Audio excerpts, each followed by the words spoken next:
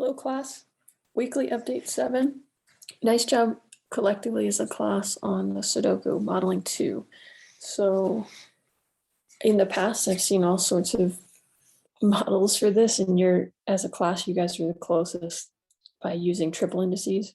So I think some groups tried some double indices, got stuck, and moved on to triple indices. And what you can think about those triple indices is a matrix is a two-dimensional thing. You have an I and J, right? But if you have a triple index, you can think of that as the first layer of a matrix and the second and third and fourth, right? So the triple index actually creates this higher dimensional matrix, which is actually called a tensor. And if you had quadruply indexed variables, you can have 4D tensors. So if you're interested in those, check them out. They're a really neat extension of matrices. So thinking of this as a tensor, again, might help you visualize what's actually happening. We have these layers, and we're just trying to fill in the layers of the matrix. Let's see, a few comments I put. Let's share the screen and go to your OAKS. So in your OAKS here, let's go to your table of contents for your class. We're in module 4. We had some assignments. In week 3, you had your modeling 2, and then I put a whole section with answers. So here are your classes, your classmates' work. So I just want to show you what other teams did. There's some interesting ones. For instance, Chloe Michael and Olivia S. Tried 2 different formulations. They tried a double indexed one and kind of got stuck, tried the triple index. They used MATLAB, and with the triple index, they noticed that they were not getting the right thing. They were generating this in MATLAB, and they went back and added uniqueness constraints, right? They needed that each cell has something in it, isn't overwritten.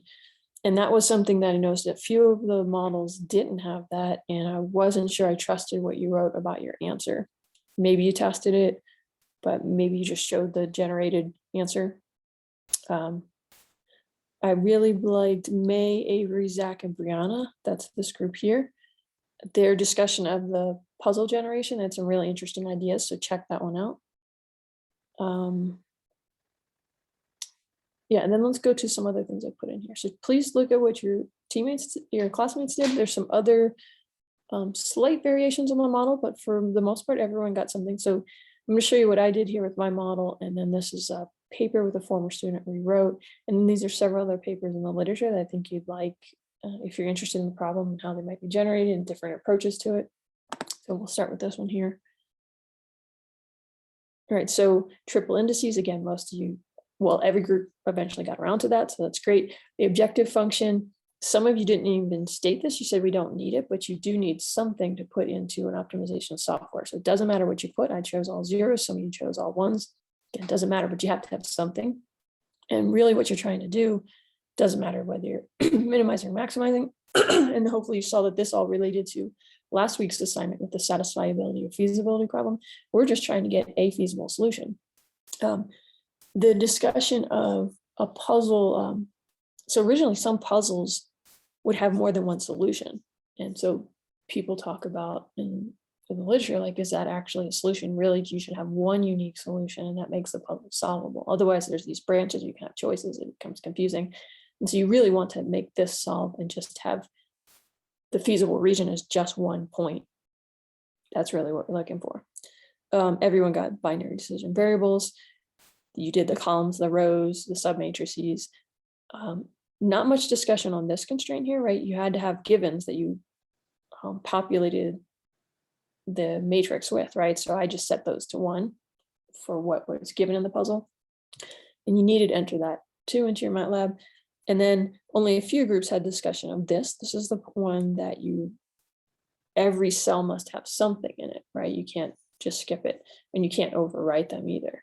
So there were a couple approaches. I think it was Naomi, Jenna, Kevin, Olivia L, I think was on, had a discussion. Rather than each element having something, they did summed over, I think this is a triple sum, and had them all equal 81. So I think that is an equivalent way to meet this. says interesting approach. Okay, then here's the MATLAB code that I ran. I'm looping over these things to get the AEQs. Yeah, entering the givens. So lots of different ways of coding it. It was interesting to see what y'all did. This was back years ago, I'd done this, so I knew it was called BINPROG, but now it's called IntLinProg. So I'll use that. That was good. And then let's go back. I didn't write here puzzle generation. I actually wrote that in another paper. So with a former student, where did that go back? We're back in module 4, assignments,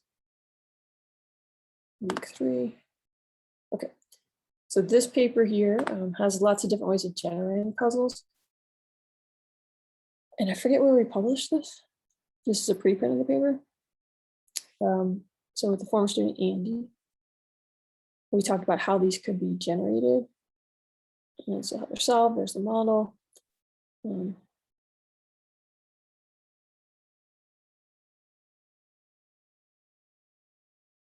Okay, yeah, one versus many solutions. And you can look at smaller puzzles and talked about whether there could be multiple optimal solutions. So we did n=2 case versus n=3, which makes it a 4x4 instead of a 9x9.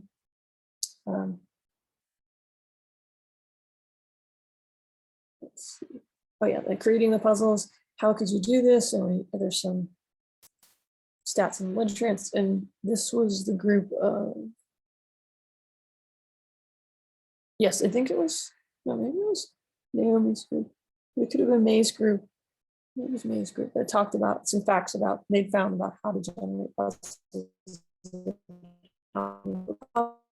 Given you have.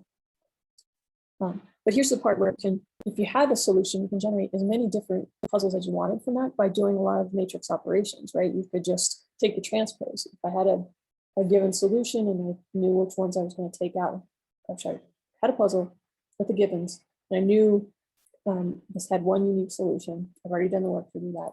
Well, you can take that and do matrix operations on that one puzzle to get as many different ones as you want. They're just like thousands and thousands of them. I do on matrix operations. And a very simple one would be just take the transpose of that matrix.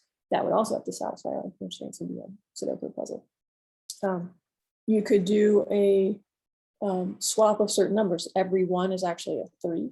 That should also solve, right? So there's many different ways that you could do it, and this section discusses all the different matrix operations. Let's go back one more time. This is a way to do it with something called constraint programming, similar to what we did, but there's a whole field called constraint programming, which is really focusing on the feasibility satisfiability problem. This is one where you're using cycles in a graph, and this is one with total enumeration. So take a look at those when you got time if you're interested.